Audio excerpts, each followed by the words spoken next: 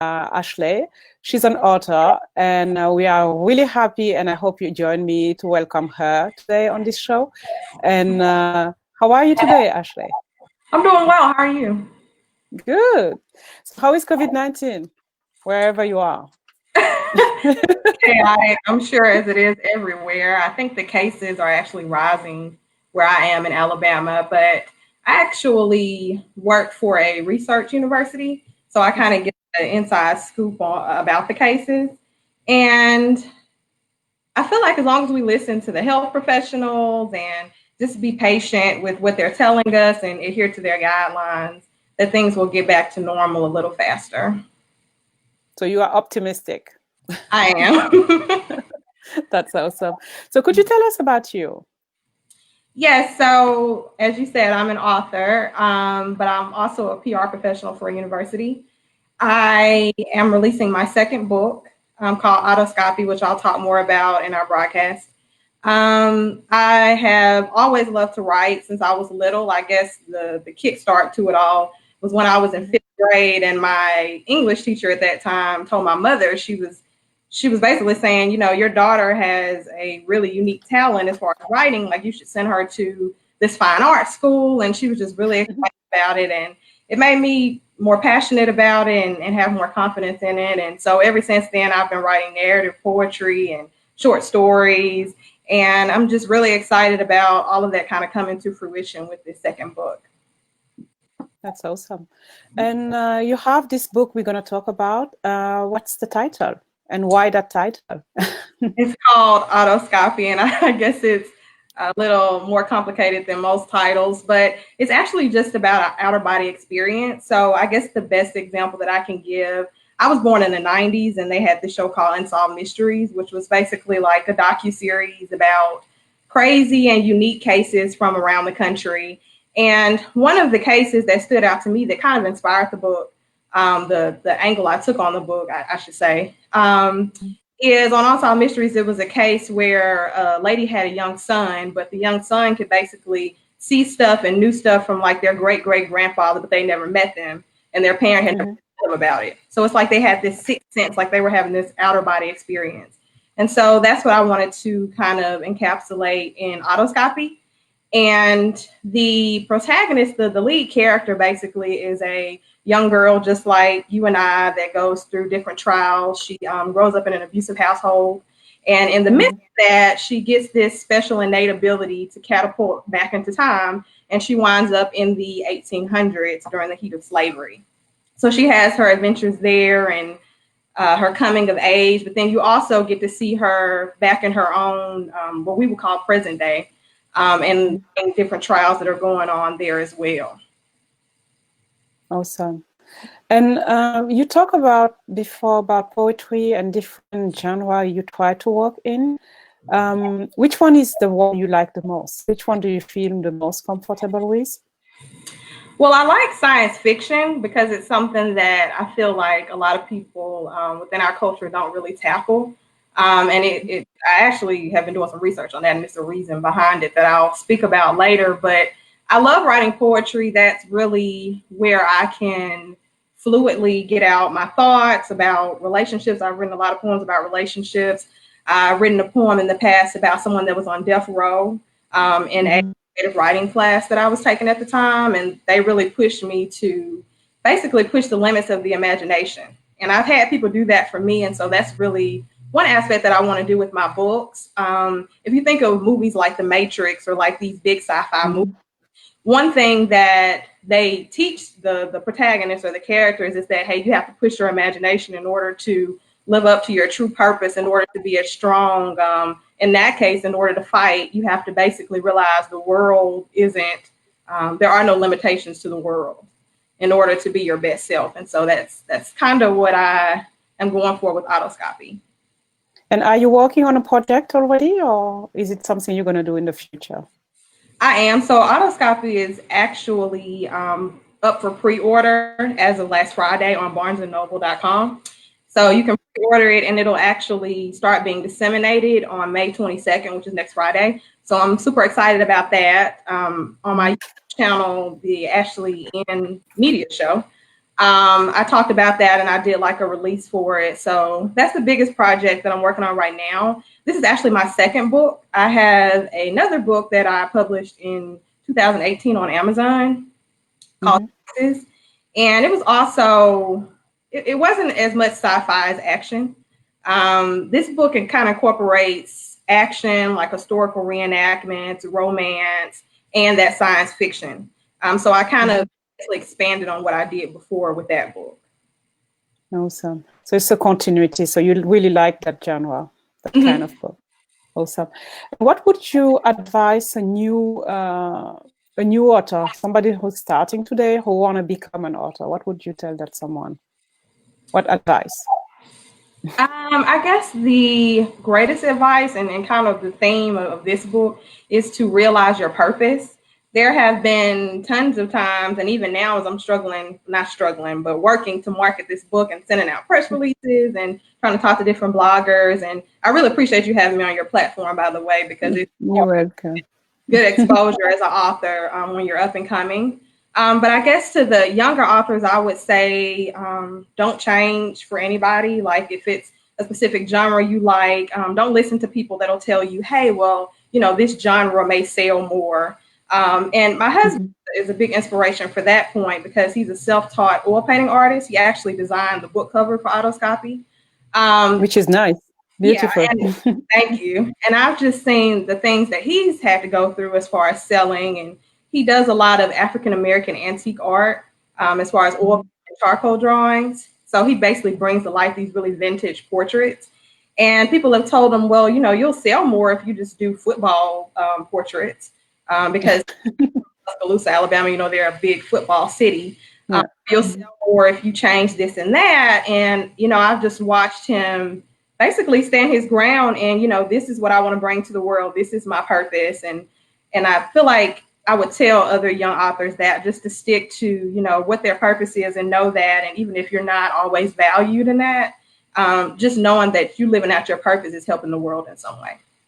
That's awesome. That's a really great advice. And do you have a part of your book you would like to read for us? I do. And kind of explain it so you'll understand. So the happens in the first chapter with her actually having one of her blackouts where she's catapulted back to the 1800s. And it's the very first one. So as you can understand, she's confused and a little bewildered and just trying to gain some understanding on her new surroundings. So that's the part that I'll be reading. Okay. So I'm going to let you have all the stage for you, and I'm going to hide myself for a few minutes. Okay. Thank you. Okay, so I'll begin reading now. The lady grabbed me by the shoulder and pulled me toward one of the dwellings that resembled a small log cabin. She opened the door, stepping over 2 of 3 people who were sleeping soundly. The little boy looked to be about 8 or 9 years old. The others looked at least 30. One woman was lying on the floor. Suddenly, the woman woke up screaming with a frantic look in her eyes, scrambling to grab the next person beside her, and in turn, knocking over a glass that lies next to her on the floor. The room suddenly came alive as I was placed on a cot in the corner. Shadows from the candlelight flickered and danced on the walls. It was the only way I could see their faces. I concluded that I'd been kidnapped and was in a danger that I never imagined. But why did these people look so familiar, almost as though I'd seen them before? The older woman who herded me into the one-room cabin came to the screaming young woman and held her. It's okay, Benny, my sweet Benny, she said as she rubbed the woman's hair. It was just another nightmare. The woman, who was still visibly shaken, stuttered through her tears. It wasn't a dream. Her voice trailed off into the distance as she stared at the candlelight. I was reliving. I could see his eyes as we both hung there. I watched the life leave from his eyes, all the while feeling my baby, die inside me. If you hadn't come when you did, Mima. Her voice stopped. The woman began to raise her voice as she finished her tirade. Looking at her, she seemed defeated and alone, even with people surrounding her. The young boy scooted toward me and placed his head in my lap on the floor. His body was trembling from both waking up to such a racket and because the conversation was frightening him. Heck, it was frightening me. I had an urge to run from the building. This aria that they spoke about wasn't me. This wasn't my life. Then it hit me. Last Monday at school, we talked about bondage. We read about slavery. Slavery? I looked around the room. Everyone's clothes were ragged and torn. I saw dingy overalls on the little boy and long skirts and dresses with turbans and no shoes worn by the women. I mean, this was merely improbable. How could I be in my own city all alone one moment and then end up here? I had to get out of here, whatever trickery this was. Mima, as the young woman had called her, continued rubbing the woman's hair and rocking her. She just kept saying, "My sweet Benny," repeatedly as she rocked. Then the old woman began to hum, softly at first, but then it transitioned to singing. Sometimes I feel like a motherless child.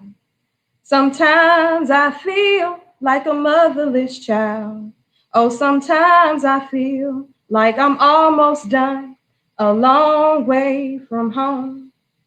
Although the lyrics were haunting, her voice was comforting, considering the chaos of it all. The little boy lying on me began to fall back asleep, and Benny's weeping stopped. It was a solemn moment, but all the more confusing for me. I picked up a piece of glass that shattered after Benny woke up violently earlier and looked at myself in the shatters. I was white, well, not quite white, but I seemed to be lighter in complexion, mixed maybe, with long curly hair that had been placed in a ball. I didn't recognize my face. I just knew none of this could be real. And that's the part that I'll read for you guys today. Thank you. It's beautiful. And I like the description, like you are really on site. It's really great. You did a good job. So when is the book, it's going to be released? You said it's in a pre-order, but it's going to be released when? On May 22nd, which is next Friday. So that's when they should start mailing out. Okay. What I wanted to do, it's aside of the interview, I would like to invite you to my community where I have many authors. I have like around 6,000 of them. I'm going to send you the link and you could join also. So the day you have your release, you could make like an announcement and share it in my community. I really like what you're doing. Okay, I really appreciate that. You're welcome. So what's your input out of this, the political issue we are facing right now with the COVID-19, and based on your book, because it's kind of like having some kind of similarities. I said kind of twice, I know, but it's quite similar. So what's your input about that?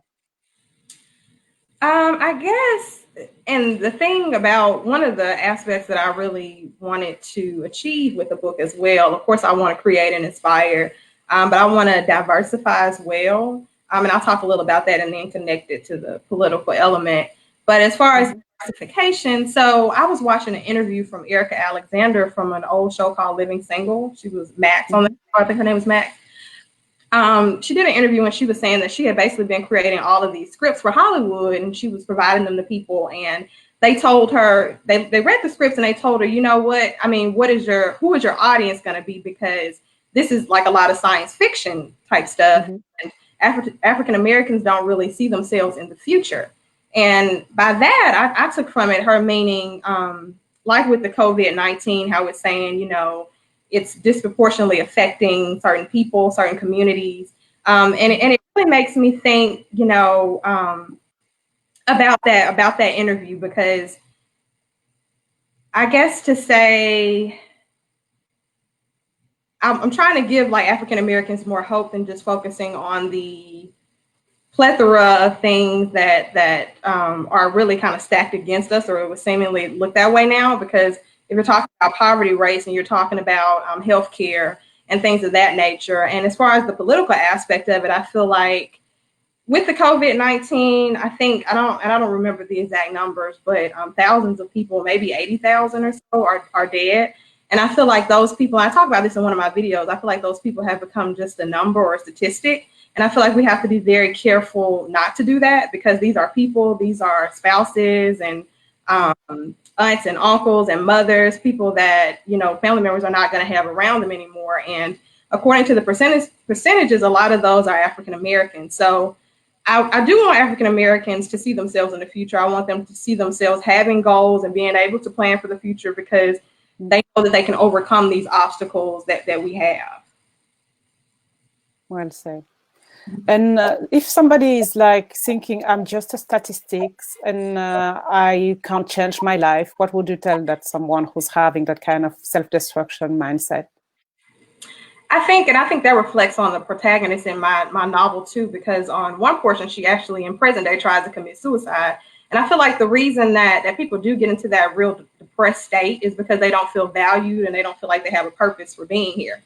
Because once you figure out, what your purpose is and what you uniquely can share with the world, because I believe that we were all put here for a very unique purpose. So if you're taking yourself out of that, you're committing suicide, or you're not really living up to your potential, you're not only hurting yourself, but you're keeping something from the world that we may need.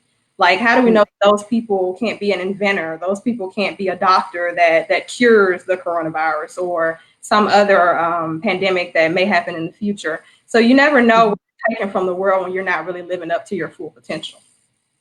Cool. So do you think there is something the politics or the community should do to help those in those situations where you feel like you are just a statistic? I see working, like I said, for the research university, I see a lot of content come out about mental health. And of course, different places specifically for the employees have those mental health resources for them.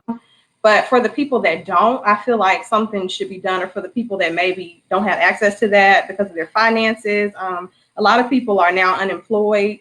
I feel like those people should have some type of way to get that mental health guidance and resources.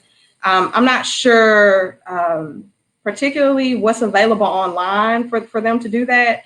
I know that we have technology that's far reaching in advance, and they have telemedicine now. So I'm sure there are resources to help. With my YouTube channel, I try to basically inspire people and really help with mental health. And I actually plan to talk about in my next video, covert depression, because I see a lot of that on social media where I feel like people are really crying out for, not, people will say they're crying out for attention, but it's really what I feel like is like hidden depression. And they're placing that through like these memes, and I don't mean like the funny memes that people write, but I see a lot of dating memes where I feel like women in general, once they get a certain age, they feel like they should be married, or they feel pressured to be married. And so they write these memes about, when am I going to get married? When am I going to do this? But I feel like everything happens for a unique purpose at the correct time. And if you rush it, you may run into something that you don't even want to deal with. So just dealing with different forms of that, dealing with, it's a lot of what I would call flashiness on social media, where you don't get people's true like 360 story, more like just the good stuff they want to show you. And so people that are in a bad place, and they'll think, well, why can't I do that? Why can't I travel? Why can't I look that way? Instead of just being happy with who they are, but they're really basing that off a facade. And covert depression happens that way too. So I would hope that it's a lot of resources, even more than what I'm doing, to help with mental health at a time like this. So I think that people should definitely research what is available out there for that. And if someone is reading your book, is it kind of like they're going to get this motivational idea we just discussed? Do you feel like that after reading it? Or what happened to without giving us the ending, what happened to the protagonist? What's the takeaway from for any reader who's interested into your book? So there is a twist at the end that I don't want to give away, but I will say that within the book, you do see her grow in both characters. So the character that she goes back to in the 1800s is named Aria. So you actually see, it starts when she's smaller, like around 12, 13. So you actually see her progress in both worlds. And I feel like you see her build confidence. You see her at her lowest. You can be inspired from things that she had to conquer. In present day, she actually goes through a mass shooting at her job. And all of these things that would really be triggers to people, even, it's relatable because it can be a trigger because it's things that are occurring in present day, but then also in reviewing slavery and what they had to go through, and seeing her really find true purpose, because at the end of the book, she really wants to stay in the 1800s because she feels like she is valued there. She does have a purpose. She finds love. She finds basically a reason to live, more so than in present day. So I feel like the biggest thing why is that? Why is that, without giving anything away? Why is that? Why is she feeling more into 1800 than now? Well, in our present day, what you would call present day and not the past, she experiences a lot of abuse.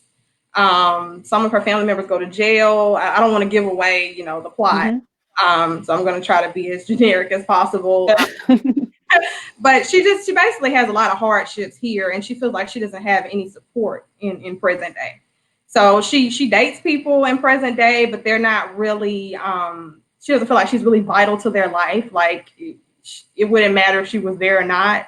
But vice versa, in the past, she actually sits down with people and plans different things. She plans against, I talk about propaganda for pushing slavery, because on the political side, back in the 1800s, some people in power were against, not so much against it, but they knew it was wrong, and they talked about it like, maybe we shouldn't really be exposing people to this kind of treatment. But then they saw how much money it was making in certain industries, and so propaganda machines like newspapers and different media they had back then were pushing that. So in the past, she rallies against that. She tries to meet with certain people. She tries to do it the political way. She tries to do it the rebel way, basically to help prevent what she can see is going to happen, which is, slavery lasting basically for years. So she's there trying to fight to basically prevent people from dying, that she knows, without giving away the plot. So she finds more purpose there. She finds more to do there. She feels valued there. She feels like her opinions are valued. And like I said, she finds love, and she feels a strong connection to that person. So those are basically the reasons why she finds more purpose there than in present day. Sounds really interesting. I would like to read it. And what's your strategy? Like you are going to launch your book soon. It's already in pre-order. It's your second book. So what's your best strategy based on what you learned from your first book launch?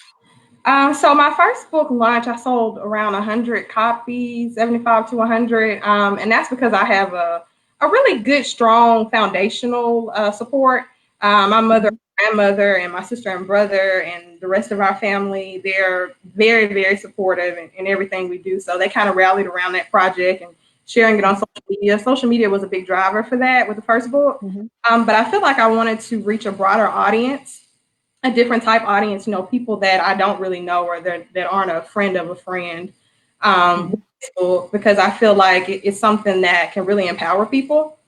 So with this, I did a 3-phase, basically strategic plan for communications. The first phase, and it's been kind of limited with the coronavirus, because I plan to do a book launch, and I was looking at a few things for that, and I still do plan to do it, but it's just in the third phase now. So the first phase was a lot of pre-communication. I actually started what I would call a program, but my makeshift program of autoscopy influencers. So I picked 10 different people from different industries, and I reached out to them with a very detailed letter of what I would like for them to do, because I value their opinion. I think that they're making great moves in the community. And a lot of those people accepted. So I have people from media. I have a couple of reporters, people from media, people from tech industries, spiritual leaders, musicians. So I try to get somebody from each integral industry. And basically I ask them to share the book with their audiences. Like if they have any events, when the coronavirus isn't limiting us, to take the book there. I'm going to send them a free copy of the book. I have their mailing address and everything. So I'm already prepared for that. And for them to share it on social media, of course, and then to actually write reviews. That's a big thing on Barnes&nobles, and really anywhere else that you can write a review. I encourage that. So that's part of the first phase. And then I did some YouTube. I started a new business YouTube that I'm trying to really pump up and get off the ground and get subscribers, where I do a mix of inspirational content and then also connecting that back to the book. So everything that I talk about is a theme from the book. Like I'm going to talk about covert depression, like I was mentioning. Well, that's something that Leilani was actually going through before she tried to commit suicide in the book. So I can that way I can inspire people and talk about the book at the same time. And then the second phase will be a newsletter that I'm creating. I sent out press releases. I'll probably do a couple of more to just local media and some national media. And then, so things like that as far as the media is really the second phase. And then the third phase would be the in-person events, reaching out to some book events that I can showcase my book at. I know at libraries. Hopefully I can speak to some of the local pastors and share the book with them since it has the historical element in it. And just a lot of more face-to-face communication about the book. So those are the three phases that I have right now as far as communication strategies. That's awesome. And so the first one you said it was just limited. It was more like a friend of a friend who knows a friend. Mm-hmm. This time you want to reach more, which is great. And I like this ambition. And it's great. It's really rare to see a woman fighting that fight and not giving up and having such a strategy. If you were able today to talk to yourself, like before you launch your first book, what would you tell yourself? What would you advise yourself before you launch your first book? Knowing what you know. I would say get as much outside input as you can. And I know that a lot of authors starting off don't have a lot of funds to go the publisher route. But if you go the publisher route, quote unquote, at least get someone to proofread your novel, definitely. Prior to this, with the first book, I got people to proofread it, but they weren't really professional proofreaders per se. And then as far as like the actual editing of the book, so the first book, the cover, I do what I would call amateur photography of landscapes and nature, things like that. It's something that I just like to do as a hobby. And so one of the pictures I've taken of the lake is actually the cover for that book. And I was really proud of that. However, I think that maybe more time should have been spent on the cover, which is why I'm really happy about the collaboration with this cover with my husband, being an oil painting artist, completing that. So we're both very excited about that. So I think that as far as like the editing and the formatting, just paying more attention to that. That would be the advice to myself, because the first book was actually, it was on Amazon. And another thing about Amazon, me and Amazon, one thing that I didn't particularly like is that Amazon can change your pricing. I don't know if people realize that in the beginning, but that's something I would definitely tell myself. So like say my book was $15, like one day I could go on there and Amazon would have it selling for like $5 or something. I may be exaggerating the price. It may not be as low as $5, but it was low. And I wrote them about it and they would say, well, you're still getting the same profits. It's just kind of like a deal that we're making. But I feel like it kind of cheapened the book by lowering the price like that without my knowledge. That was one thing with Amazon. And then another thing was I got on there one day and you know how third parties can sell different products. It'll be basically a product, but a third party will be selling it. So a third party was selling my book. And I was thinking, okay, so, are they making profits from this? And so I reached out to Amazon and Amazon told me to reach out to the third party. I reached out to them and they were actually great. I don't remember like who it was or anything, but they took it down. They were actually surprised that it was up. I don't know if somebody on their team I don't know what about, but they took it down immediately. So it was no fight or anything. But I just thought it was weird that it occurred anyway, that was possible with a book. But just a quick question, were they selling it cheaper or higher price? They were selling it cheaper. So if my book was $15, like I would get on there some days and it would be 10, where it would be 5, like it would say it, it would be publicizing it as that. And when I asked them about it, they were saying, well, technically they're marketing it cheaper, but I would still make the same profits if that makes sense. So I would still make profits as if it was $15, but they're only charging like $5 on Amazon. Yeah, but that's misleading for your audience because some would buy it 15, some would buy it 5. It's kind of like it's a scam. So I understand why. Yeah, and you are lucky you were able to fix it that fast. So besides the price issue you had, anything else you would tell yourself from the book one, from the launch? I guess I kind of learned to have a bit tougher skin with that book because it was my first book and I was really excited because like I said, since I was little, this isn't like a new thing that I picked up. Like, I was little walking around the house saying, I'm going to publish a book. Like, I would get on PowerPoint on the older computers when I was younger, and I would make stories. And at the time, I was really making like a picture book, but at the time, I didn't really realize that. But I would take the clip art that you can make in PowerPoint, and I create stories to it. So I was super excited. I feel like overexcited about the first book and just putting it out. And maybe I put it out with a little haste, more haste than I would have with this book. Autoscopy. It took me 2 years to complete it not because I was stopping and starting so much, but it's just new ideas that kept flooding into my head. I get these ideas of, okay, I want it to go this way, as opposed to how I wanted it to end before. And I would have discussions with my husband all the time about the book, and we would just kind of brainstorm on different things. And well, this would be cool, this would be cool, and everything. He should sign the book, I think. Yeah. Yeah. So I would just say maybe take more time, I guess I should say, and not just be so excited to put it out there. Okay, so take time, make sure you have a great cover, double check the price on Amazon, like you said, make sure nobody's selling it at a cheaper price. Anything else? I think that would be it. And I guess like the marketing strategy, it could have been a bit more expansive.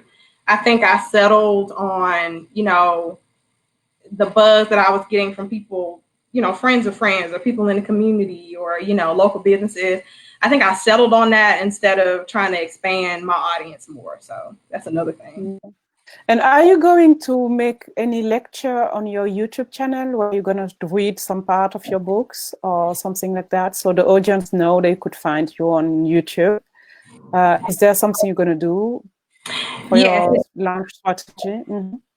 Yeah, definitely. So I'm going to read some parts similar to the part that I read you guys. It may be another part like slightly different, but there are various parts that I want to cover in the book. Another big part in the book that I may expand on. So I wanted to dive deep into like relationships back in slavery and the questions that I would be wondering if I were a slave back then. I know that people were still getting married, but I guess I've never heard a detailed conversation about the worrisome part of that. Like, I mean, you're marrying somebody that you may not see tomorrow, or that something detrimental may happen to, or they may be sold, so they really in the book have those intentional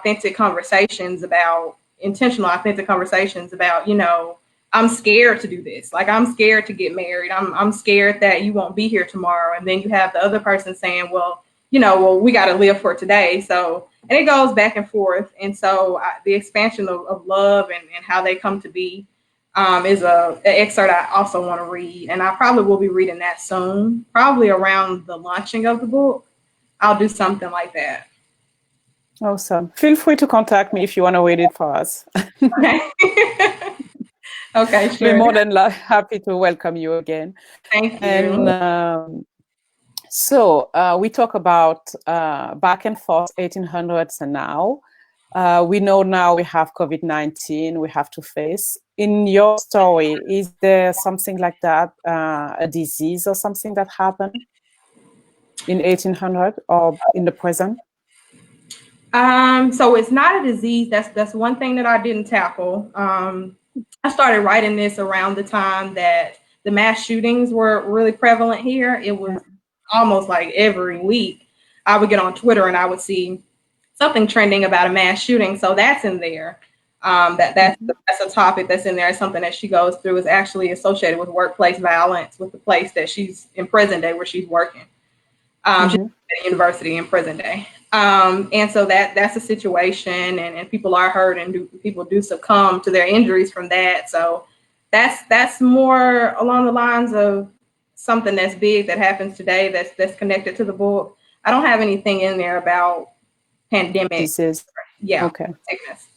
But still, the mass shooting is kind of like a trauma you have. It's a common PTSD you come out from.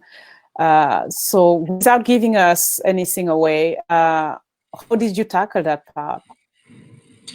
And this is a thing that I have to do. I don't know if other authors do it as well, but in order to really get in character and have that character development, I have to like physically meditate and place myself in the character And so I'm actually imagining being in a place where there is a mass shooting. And it's actually kind of ironic because I used to work at a bank, and I had a dream one random night, that it was a mass shooting during when it was so many mass shootings going on. And I saw the shooters, I ran, I tried to hide in the bathroom, and they ended up coming in there and basically murdering me.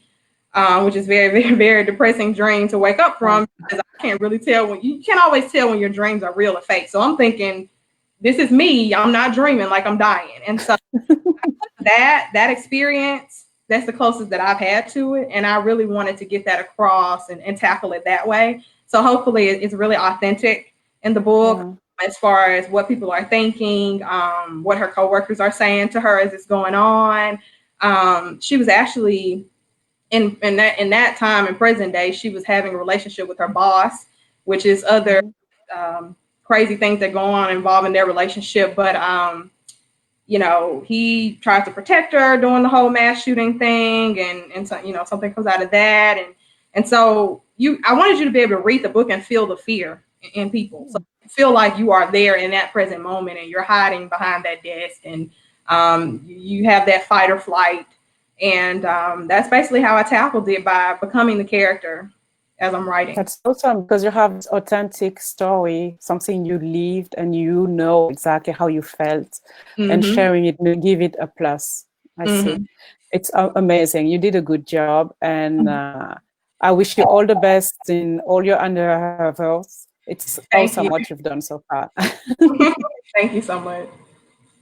And I like your strategy, and I hope authors watching today could take away some great strategies, and how you were able to share with us your first book, how you manage it, and how you are able to manage this new phase, even if COVID-19 kind of gonna stuck a little bit your phase from phase 1 to phase 3, but still you could still have a one-on-one later on, where people could meet you and have a conversation. And also you have your YouTube channel where people could reach out to you or listen to what you have to say about the book and everything related to it, which is a great job. I think you are doing really great. Thank you. So anything you would like to add that we haven't tackled so far about the book? I would just encourage people to, give the book a chance. Like I said, it's on pre-order at Barnes&nobles, and try to take something away from it that pertains to your life. Like, as far as, I know I keep mentioning purpose, but that's like a really big, if I could delve it down to a word that's a theme, it's that. Because if I could be an inspiration to anybody, back in 2018, I was looking for another job. And so I was traveling, like, I stay in Alabama, but I was going to Georgia. I was going to, I was interviewing with people in Texas for social media jobs. Like, I was everywhere, and really driving to Georgia like every other weekend for interviews.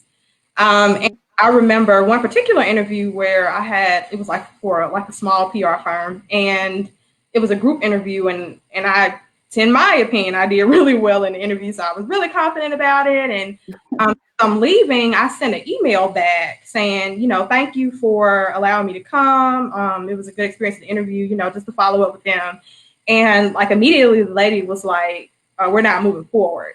And it wouldn't be a big deal if you hadn't been looking, searching for a job and going on all these interviews. And when you get to a point where something just like breaks you because you're so tired and you want to give up, I would encourage people, and I hope this book encourages people with the trials that they see the characters go through and overcome, to, know that as long as you stay laser focused on why you're here and what you're supposed to be doing, everything else will fall into place. Because it's jobs that I see now, like with the coronavirus and things like that, they're not even open anymore, like jobs I was trying to get. And the job that I have now, in conjunction with being an author, like I said, I work at a university. They've been very great as far as management, as far as keeping us safe, letting us work from home. And it's just the perfect position. And if I had taken those other positions, when it wasn't the right time and things that weren't really my purpose, then who knows where I would go.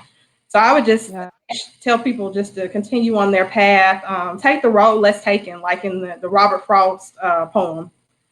we had to learn. I think the last line of that poem, I love Robert Frost. The last line of that poem is, "I took the road less traveled by," and that has made all the difference. And I think that that's really key in life, and that's something that I want to get across in this book. So hopefully you guys will check out Autoscopy.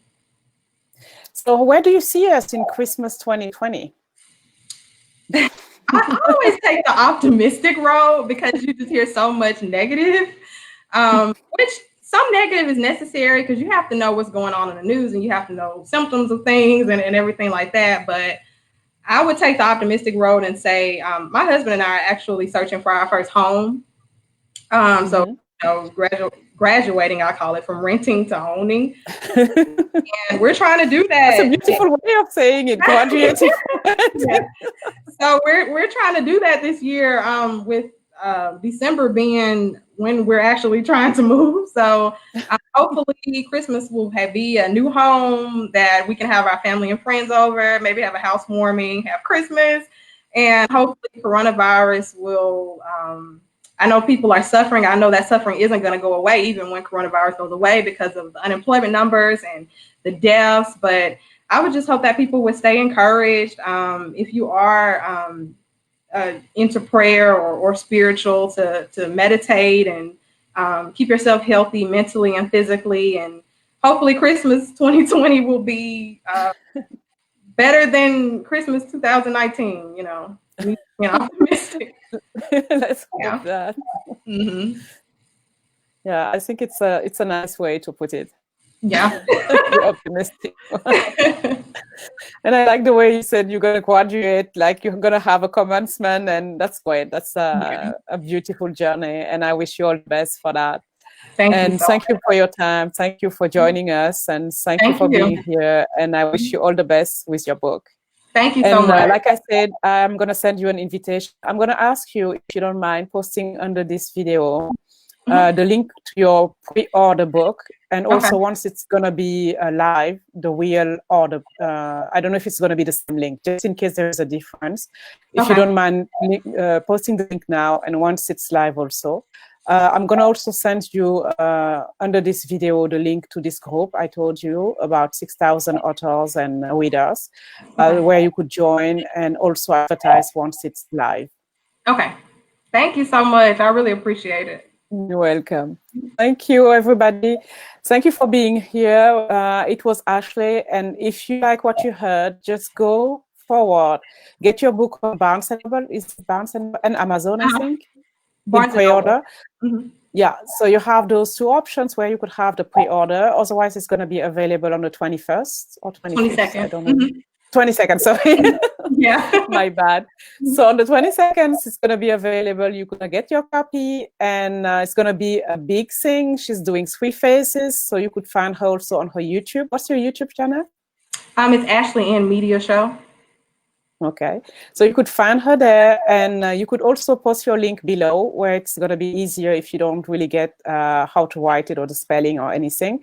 It's easier to find. And thank you for watching. It was nice speaking. Bye-bye. Thank you. Bye-bye.